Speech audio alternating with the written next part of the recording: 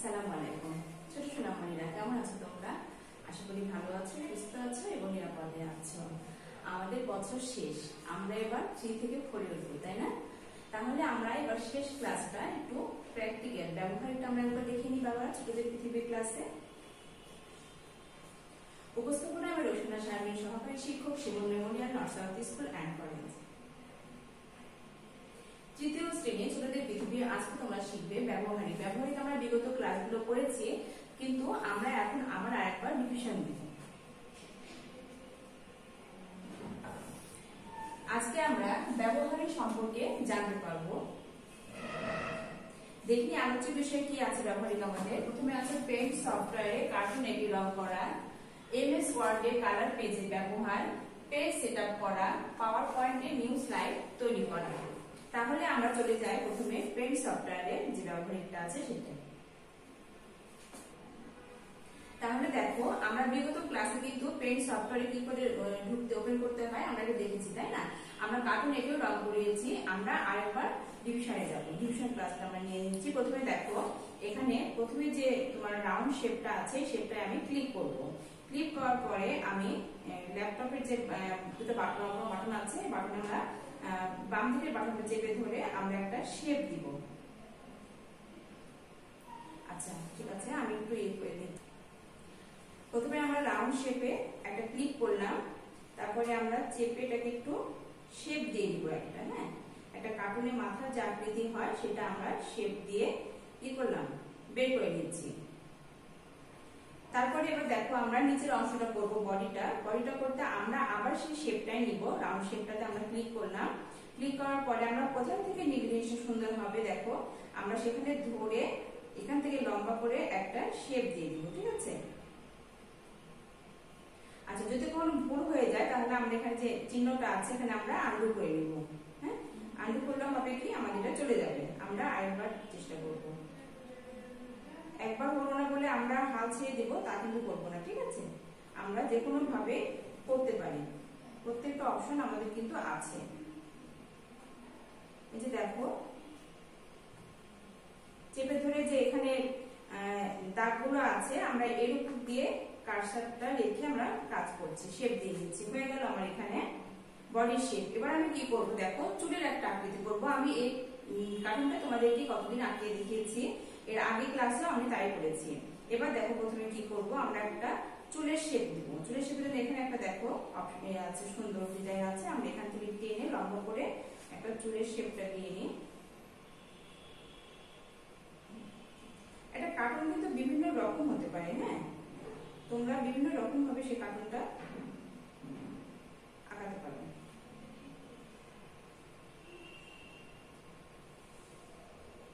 আমি তোমাদেরকে কতদিন যেভাবে দেখিয়েছিলাম সেভাবে আমি আজকে করে দেখাচ্ছি। তোমরা একটু ভাবে লক্ষ্য করবে কি হবে, কোথা থেকে আমি কি নিয়ে আসছি।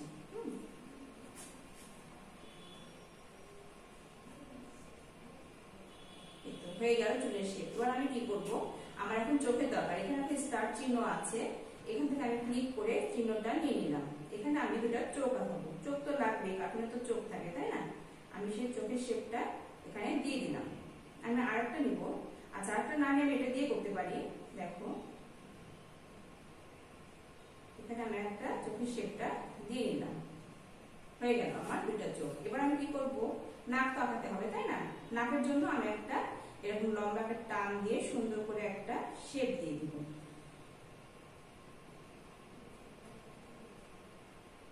লম্বা একটা টান দিয়ে দিবে। এবার আমি কি করব, ঠোঁট করব। এটা দিয়ে আমি ঠোঁটটা আঁকে নিতে পারবো। কার্টুনের নাক কিন্তু এরকম হয়, তাই না? সব রকমই করলে করা যায়। কার্টুন তো কার্টুনই, তাই না? তো মানুষের মুখ তো হবে না। এই তো একটা শেপ হয়ে গেল। এবার আমি দেখো ঠোঁটটা একটা শেপ দিয়ে দিব। ঠোঁটটা একটু হাসি মুখ করার জন্য কি করতে হবে, আমাকে টেনে একটু নিচের দিকে নামাতে হবে, তাই না?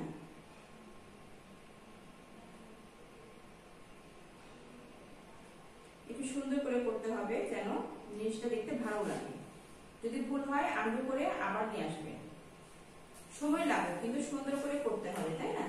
যখন তোমাদের প্র্যাকটিক্যাল যদি এটা স্কুলে হতো তাহলে কি করতে, তাহলে কি শিখতে না বাসায়, এভাবে করে বাসায় প্র্যাকটিস করবে, মনে করবে যে স্কুলে করছো। এখন দেখো আমি জামার একটা শেপ দিব, এখানে জামার শেপটা আমি কিভাবে দিব, আমি এরকম করে লম্বা করে একটা টান দিয়ে দিই।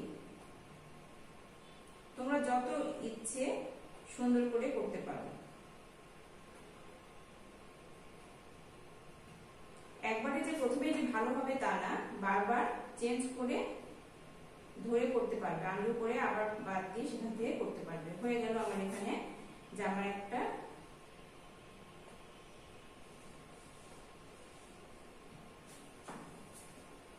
আচ্ছা, আমি যদি লম্বা করে দিতে চাই এটা সেটাও হবে।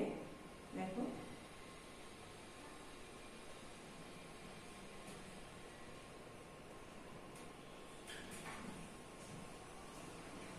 হয়ে গেল। এবার আমি কি করবো, এটাকে কালার দিব। কালার দেওয়ার জন্য আমি কি করবো, তোমরা কানও আঁকাতে পারো, কান আঁকানোর জন্য এখানে যে একটা পেন্সিল আছে পেন্সিলটার সাহায্য নেবে, তাহলে সুন্দরভাবে আঁকাতে পারবে।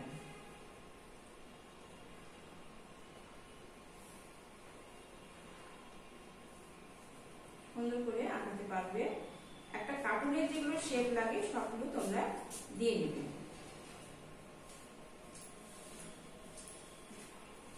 হয়ে গেল।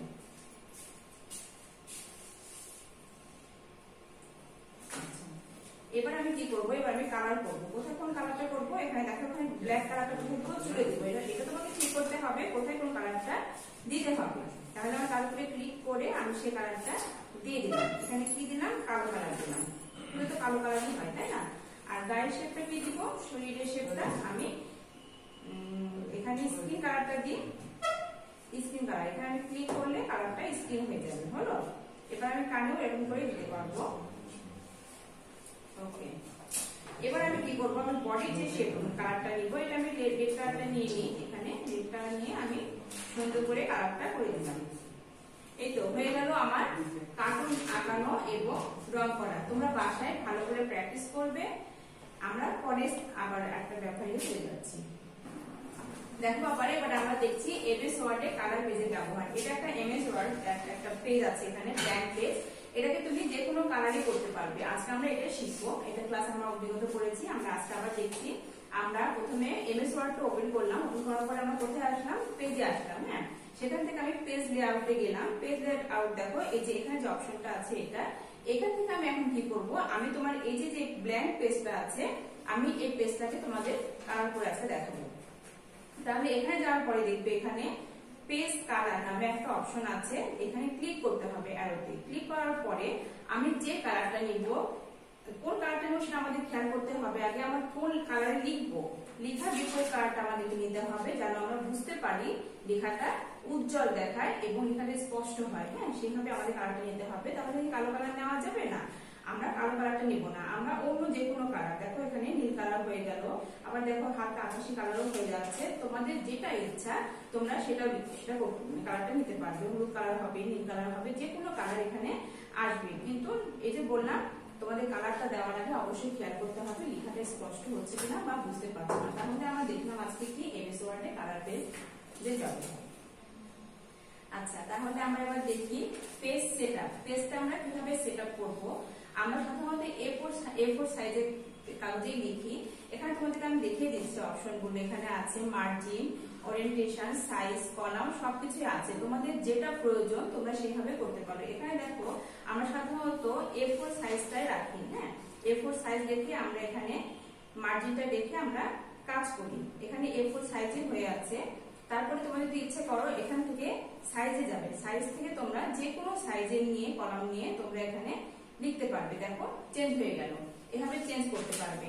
আবার দেখো কলামটা কি, কলামটা একটা কলাম যখন কোনো কিছু লিখবে এখানে, সেখানে কলাম হবে। হ্যাঁ, একটা লাইনে হবে অথবা দুটো লাইনে হবে অথবা তিনটা লাইনে হবে। এখানে খেয়াল করতে হবে তুমি লেখাটা কয় লাইনে লিখতে চাও সেরকম একটা অপশন থাকবে এখানে।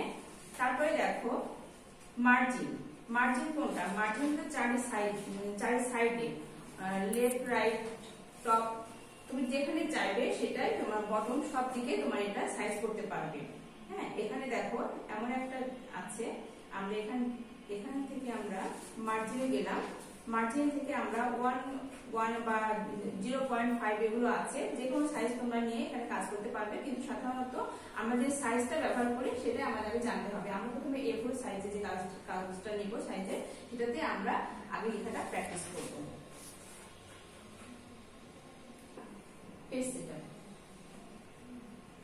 এবার আমরা কি দেখব, এবার আমরা পাওয়ার পয়েন্টে নিউ স্লাইড তৈরি করতে হয় সেটা আমরা তোমাদেরকে দেখিয়েছিলাম, আজকে আবার সেটা আমরা দেখাচ্ছি, একটু ভালো করে দেখবে। এখানে দেখো পাওয়ার পয়েন্টে কি করতে হয়, ব্ল্যাঙ্ক একটা কাগজ দিতে হয়, তাই না? আমরা স্লাইড নিব, সেই স্লাইডটা আমরা কোথা থেকে পাবো, আমরা এখানে দেখো প্রথমে যখন ওপেন করব একটা ব্ল্যাঙ্ক পেজ আমাদের আসবে, হ্যাঁ, সেখানে আমরা এখানে টেক্সট বক্স আছে, এই টেক্সট বক্সে আমরা লিখবো না, এটা আমরা ডিলিট করবো। এখানে কার্সর নিয়ে যে আমরা এখানে ডিলিট অপশনে ডিলিট করলে চলে গেল। আমরা এইখানে যখন লিখবো তখন লেখাগুলো আমাদের ভালো হয় না, হ্যাঁ, আমরা অবশ্যই টেক্সট বক্স নিয়ে আমরা কাজগুলো করব। দেখো এখানে কতগুলো অপশন আছে, এখানে টেক্সট বক্স আছে, আমি এখান থেকে টেক্সট বক্স নিব আর ক্লিক করব, করার পরে কি করব, করার পরে আমরা এখানে বাম বাটন চেপে ধরে আমরা এখানে একটা ঘর করে নিলাম, হ্যাঁ। এই ঘরটাতে আমি এখন কি লিখবো, দেখো শিমুল মেমোরিয়াল লিখে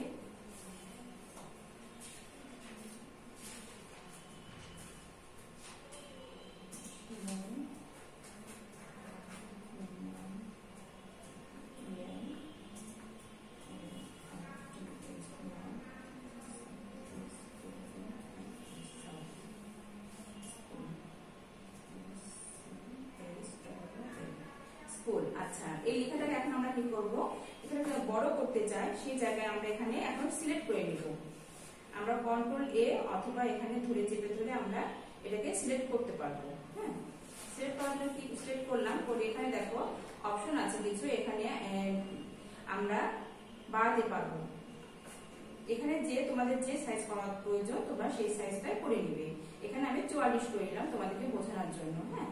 এটা লেখা হয়ে গেল। এখন আমি কি করব, আমি যদি এই কালারটাকে চেঞ্জ করতে চাই, লেখার কালারটা, তখন আমি কি করব, আবার আমি এই হোমে গেলাম, হ্যাঁ। হোমে যাওয়ার পরে দেখো কালার চেঞ্জ করার জন্য বা বক্স চেঞ্জ করার জন্য কালার যখন চেঞ্জ করবো আমি, তখন আমি এটাকে সিলেক্ট করে নিব।